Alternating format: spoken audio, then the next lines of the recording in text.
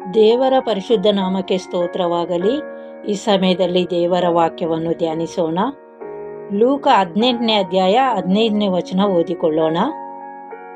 ಕೆಲವರು ತಮ್ಮ ಕೂಸುಗಳನ್ನು ಯೇಸುವಿನಿಂದ ಮುಟ್ಟಿಸಬೇಕೆಂದು ಆತನ ಬಳಿಗೆ ತರಲು ಶಿಷ್ಯರು ಅವರನ್ನು ಕಂಡು ಗದರಿಸಿದರು.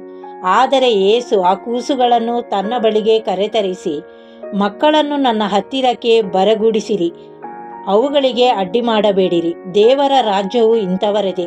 ನಿಮಗೆ ಸತ್ಯವಾಗಿ ಹೇಳುತ್ತೇನೆ, ಯಾರು ಶಿಶುಭಾವದಿಂದ ದೇವರ ರಾಜ್ಯವನ್ನು ಅಂಗೀಕರಿಸುವುದಿಲ್ಲವೋ ಅವನು ಅದರಲ್ಲಿ ಸೇರುವುದೇ ಇಲ್ಲ ಅಂದನು.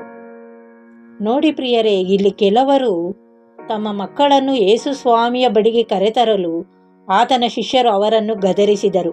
ಆದರೆ ಯೇಸು ಸ್ವಾಮಿಯು, ಮಕ್ಕಳನ್ನು ನನ್ನ ಬಳಿಗೆ ಬರಗೂಡಿಸಿರಿ, ಅವುಗಳಿಗೆ ಅಡ್ಡಿ ಮಾಡಬೇಡಿರಿ ಎಂದು ಹೇಳಿದರು.